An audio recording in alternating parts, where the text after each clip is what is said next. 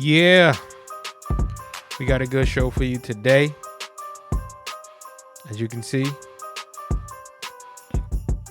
we're going to be sparking up some controversy here. People are going to be mad and upset at me, but it's okay. I'm ready for it. I'm ready for it. Please hit that donate button. It'll be up there.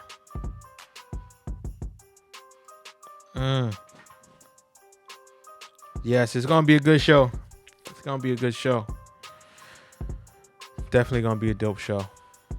Got my own music in the background, by the way. Got my own music. Yes, welcome to another edition of Don't Shoot the Messenger. Oh, I'm lying. Why am I lying to you? I got too many podcasts.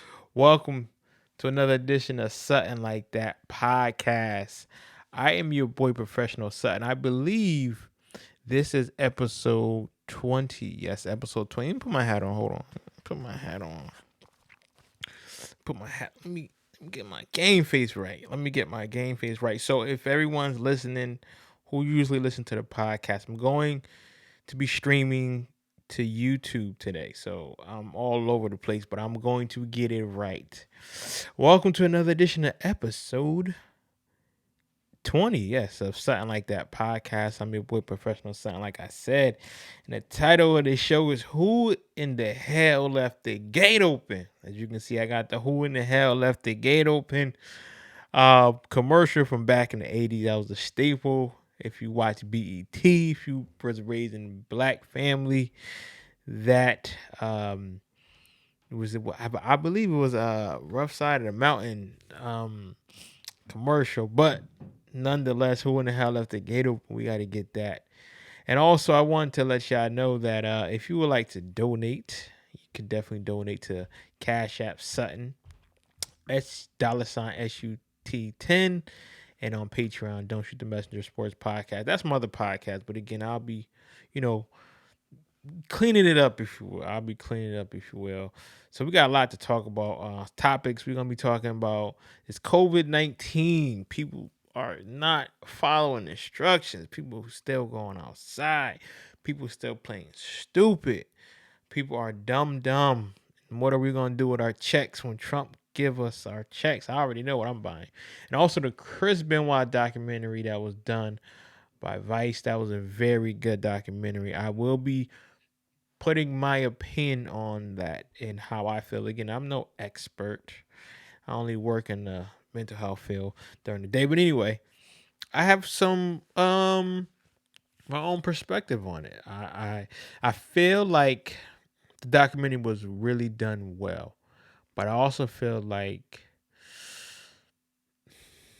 people don't understand mental health like they should, and this was the perfect case of that. So, but we're gonna get into that. So, Who in the Hell Left the Gate Open is the title of the show, because I am so mad that people not taking heed to what's going on. I don't know if people don't realize it, that it's real out here, and that you people need to stay your ass in the house.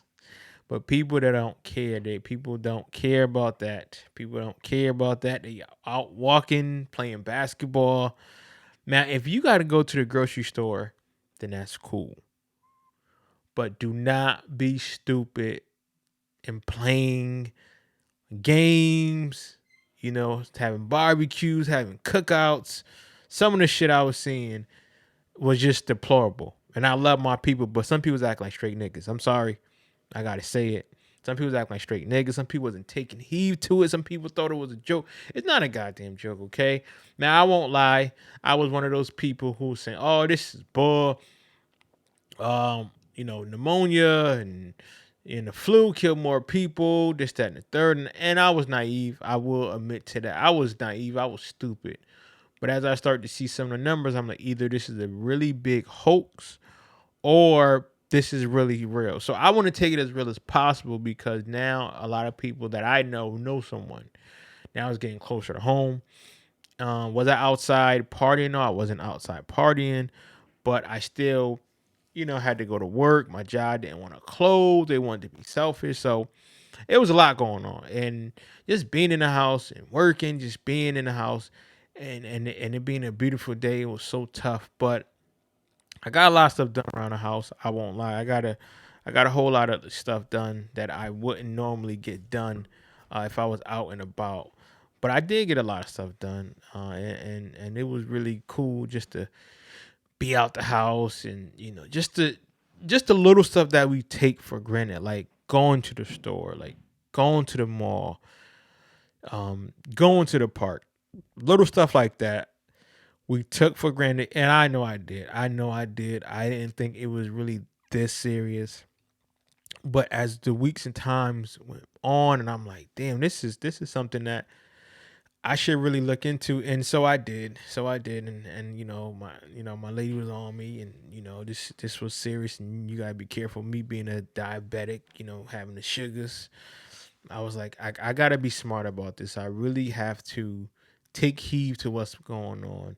So I decided to chill out, stay in the house, and that's what I've been doing. Um, I've been really, really, really productive, man. I've been really mastering, my skills and OBS. I've been doing a lot of beats. And listen. I don't want to say I'm Kanye quite yet, but let's just say your boy got some cooking up. I got some cooking up for y'all though. It's but just little stuff like that, and reading. Getting back to myself. I think that's the most important thing, and I know people want to really critique it and be like, you want what you want, and that's cool too. But at the same time, we all gotta be smart with it. We gotta really take heed and understand that this is about our well being, um, and just to stay in touch with yourself. I think that people are moving in a direction where they are not taking this seriously, and they're looking at it as an excuse to not be able to do stuff, and that's cool, and I get that. But what I want people is to just stay ass in the house, man. Stay in the house. If you do not need to go out, don't go out. Don't go out. Remain where you need to remain. Don't be that guy. Please don't be that guy. Don't be that guy where, everybody is trying to tell you what you need to do, but you don't want to do it because, you think that you are bigger than everybody else. No, please don't do that. Don't do that. Don't be like people who are being stupid out here, man. Because it's really not worth it. It's really not worth it. And the way that you're hearing about these reports coming up, it really tells a whole lot about our future, and in this country, we always dealt with a magnitude of a hardship. Things happen, but we always tend to bounce back. And I think positively about this. I think that we're gonna be able to really find our knitting and really say, okay, well, let me do this, let me do that. Like for example, for me, I've been really looking to the stocks. Um, I'm not a stock guy. People, I gave out a little advice, and the advice was to buy. And a lot of other black people like, that's stupid. Why would you do that? The market is crashing, and why would you tell people that? Well, I tell people that because reading and having knowledge, I realized you got to get it now. And buying stocks and being in this country, it is a risk that we take, and you got to be able to really take that risk. And right now, this is the risk to take. Yeah, you're gonna lose some money. Again, I am no stock expert. Please do not sue me. But one thing that I do know is that a lot of the rich people that remain rich, they remain rich because they take chances. And you got to take a chance. Yes, are you gonna lose money? Of course you are. But at the same time, you got to be willing to sacrifice that for the long haul. Because right now, I'm not gonna get the money that I want, but I know within a little bit, I'll be able to make that up. And that's the most important thing, is to be able to make that money up at that time in the future. And as Warren Buffett said, you don't want to get rich now, you want to get rich later. And that's really true, and having people out here not taking heed to it is going to be tough, because we're going to be in a situation where people aren't going to be able to enjoy life again. People aren't going to be able to have those certain equalities, because life isn't going to be the same if we continue to not take orders. Again, I'm no doctor, but you have a lot of doctors that are saying, this is what you need to do. And I get it. It's boring. It's not what you want to do. Um, it's not of your norm. But if we don't do it now, then our norm will never be normal again. And this is going to change for a lot of people, and especially kids. You got kids who are very scared. This is like the apocalypse to them. This is like the Walking Dead because they don't know what's going to come next. And we know no one knows what's going to come next. But we also have to be very smart. We also have to be very diligent. And we just can't be stupid. If you need to go outside for a few, then go outside for a few, but don't be an asshole and having a barbecue and having games and throwing this big party because you like, I'm living like it's my last. And if that's how you want to live, cool. But think about the people that you could be affecting, or that people that could be affecting you at this time. Until we really get a lid on this, we need to take this really seriously. We need to understand that this is bigger than what we thought it would be. This is very, very serious. So let's look at it at that. And that's how I'm going to look at it. Yeah, is it going to be tough? Of course it's going to be tough. But we can't be stupid either. We can't be stupid to the point where, we're not understanding that we could be killing our loved ones. We could be killing the people that are very close to us because we want to be ignorant to this. So take breaks, walk around. Social distancing does not mean distance yourself from people emotionally and socially, but, in contact wise, talk to people, Skype, FaceTime, do whatever you can. But be smart about it. Be smart. And this is not going to last forever. Like anything, everything happened for a reason. And like it says in the Bible, pain endureth for the night, but joy cometh in the morning.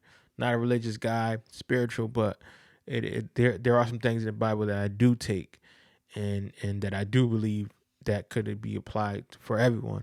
And this is definitely one of them. And let's not be ignorant to that.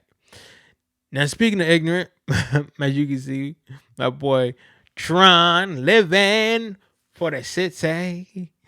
We got that Donald Trump check coming out, man. We got that check coming from Donald Trump, that stimulus package he's talking about, giving every American that makes under $75,000 a year, $1,200, and if you got a kid that you claim, you get the $500. So you could potentially make up to $1,700. Now listen, my black ass already thinking about what I'm spending my money on. I'm already thinking about how I'm gonna take this money and I'm gonna put it into stocks. And I'm gonna buy me a little something on the back end. But with that being said, what are you gonna do with your money? Are you gonna save all your money? You gonna spend all your money? Are you going to pay some bills? What are you going to do with your money? I know for me, I'm going to be really smart with it, and I'm going to buy some stocks because this is a once-in-a-lifetime opportunity that I can buy a handful of stocks, and I can do it on our dime that we are finally getting back because I want to be able to make sure that my investment is for my kids. I want to leave something for them. Again, I'm not, the best at it, but I do want to take that money and use it in the right way. I'm going to talk to some people that I know who are really into it, and I'm just going to take a risk. I'm also going to treat myself a little bit, not anything crazy, but I do want to treat myself. I do want to take some of that money and put it, towards something that I can use for my house. Nothing crazy, but just a little something. Like I said, my black ass already planning what I'm gonna do with that money. I take that money here, I'm doing it, there, but I'm being smart with it. And with this tragedy, I don't want people to overindulge, in taking all this money and just blowing it. Like, yo, I almost died. Fuck it. So I'm gonna take this money. I'm gonna spend it like it's my last. It's not gonna be a last unless you do something stupid that same day that can potentially harm you. Hopefully nothing happened to you, but be smart with that money. Don't just spend that money because you got it and you not living, you're not thinking about your kids. Think about your kids, think about your family. So take your time with that money. Invest. Do something wise. Do something that's good for yourself. You know, treat yourself. Take yourself out. Get a haircut. Get something to eat. But don't blow all that money, especially if you got kids and you getting back extra. Act like it's not ever gonna come because you don't know when it's gonna come. You know, you don't know when that money is going to come. So be smart about it. You know, be very diligent with your money, and I promise you will be fine. You will be okay. Take it from me. You know, this money doesn't come every day, but also you don't want to blow it as if you don't even care about your family. So I'm gonna take mine and I'm investing in some stocks. What stocks I don't know yet, but I do want to be able to say, yeah, I got some stocks in here. I got some stocks in here. So I'm gonna be a little wise with it. I'm gonna be a little wise with it. So have fun, people. You know, as my man Tron said, living for the city. Yeah. Yeah, don't take it and buy a baby. you know. Um, that's what my man Tron did. I don't know. I bought this baby cash. Don't do nothing negligent like that. But if you got it, hey, why not? Why not? So I'm not gonna be long up here today. I just wanted to just get to my people. I just wanted to get to it, man. Um, like I was just gonna do audio, but it was just so much I just wanted to say. I really didn't know what I wanted to say because I was like, let me just throw it on YouTube, see what happens. So this is the first time, and my audience has been working with me. So if you're new to this channel, thank you for tuning in this far. And I'm still getting adjusted to it. I'm still getting working the buttons, and all this is new to me, but I'm working on it. I'm working on it now. One thing, since I've been inside, I've been able to catch up on a lot of TV, and one of the good documentaries that I watched was about Chris Benoit. If you don't know who Chris Benoit is, you can Google him, but he was a WWE superstar, wrestler in WCW. He was a really good wrestler. Chris Benoit was actually one of my favorite wrestlers growing up. I remember when I played WWE 2007, 2K7. I This was around that time. It was around 2006, 2007. I use him as one of my characters because he was just a great technical wrestler. He did a lot of great things in the ring, and it was like a few months later, maybe to a year after I played him, and I found out that he died. At first, found out him along with his wife Nancy, and his son David. They were they were dead, and like anyone, we were like, "What?" Like that's so sad. But a few hours, within 24 to 48 hours, we found out that Chris Benoit committed suicide. It was murder suicide as he killed his wife, and he killed his son as well. And it was just so tragic. It was just so tragic. So for years, I didn't want to look into it because I was to the point of, well, something happened with him mentally, and I was just like, something went wrong that he didn't know how to come out and tell. And look, not I am not defending him to any of the scope of imagination. I think what he did was so tragic and so bad. My family member was affected by murder suicide in this way last year, so it is tough for the family. It is tough for the family of the murderer. So it is tough all the way around. But watching a documentary and just seeing it in person in front of you, because it's different when you hear about it from the news. Because the news, they have a story to sell. It's this led to this, and you put your mind to it here, and you do it as you will. But we want to keep you coming back. We don't want to keep you as informed as you should be, but some of it we want to sensationalize and we want to get to you. So for years, I just left it alone. Like, damn, man. But being that I work in the field, I'm like, something happened. But I was just too scared to just dig into it because, you know, this a family, lost their loved ones. So I kind of pushed it off, but I just knew something happened. And before CTE was big in football, they were always talking about brain injury to Chris Benoit because of how many chair shots. And if you don't watch professional wrestling, I'm sure you heard about it, but you know, even though this is scripted, it's a difference between being scripted and fake. Like movies are fake, wrestling is scripted. They know what they're gonna do, and it can become barbaric and bloody at times.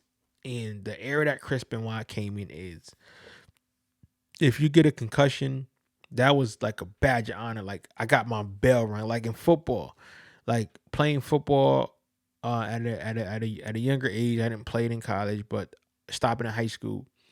Whenever you got hit or you hit someone and you felt dizzy, you're like, whoa, damn, you shake it off. You're like, damn, I got my bell rung.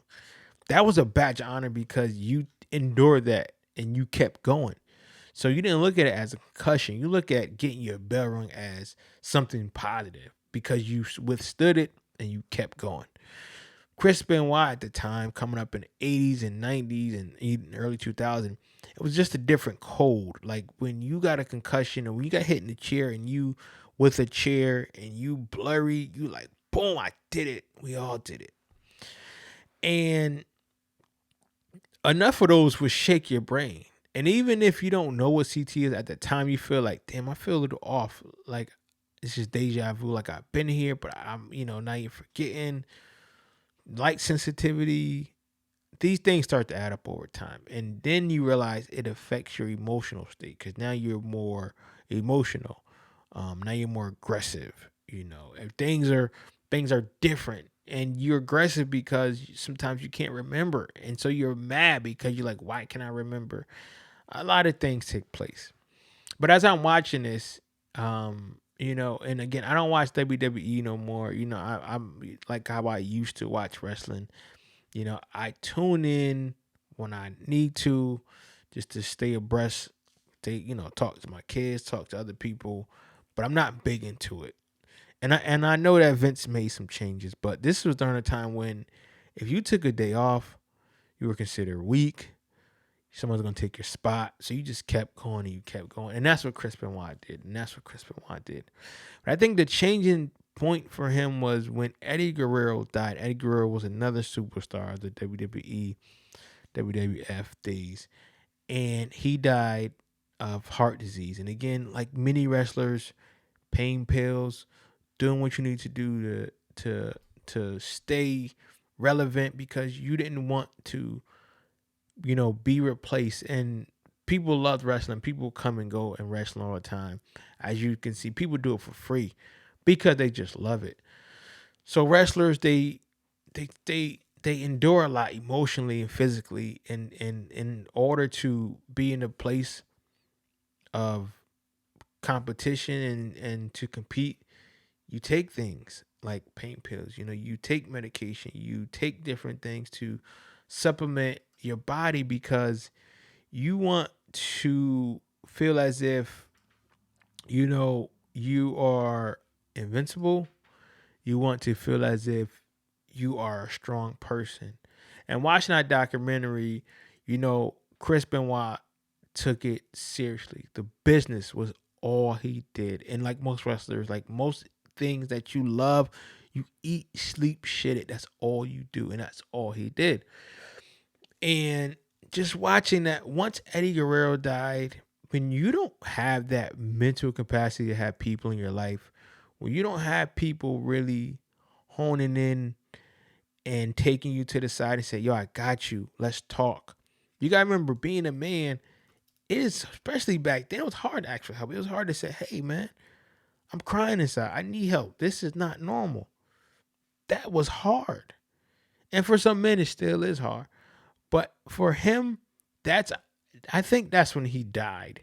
And the documentary, good documentary. Shouts out to Vice on doing that documentary. But you can see that a piece of him died that day because he was never ever the same.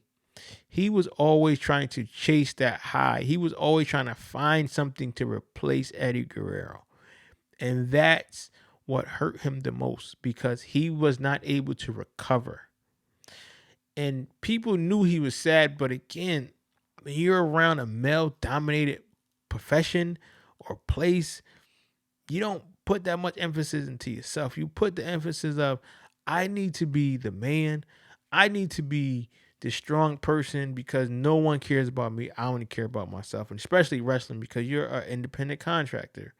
It's one for all for none. That's how it is.